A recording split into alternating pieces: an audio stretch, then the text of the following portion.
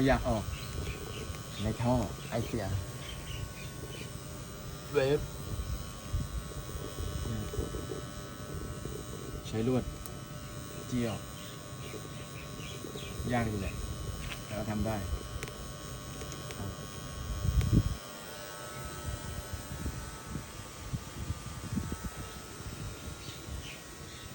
อันนี้ฟ้าโล่งมากบรรยากาศแดดเปรี้ยงเนี่ยบ่ายน่าจะตกวันนี้เชื่อมไปต้องหยุดไปเพราะว่าความร้อนมันสูงไฟมันติดในท่อไอเสีย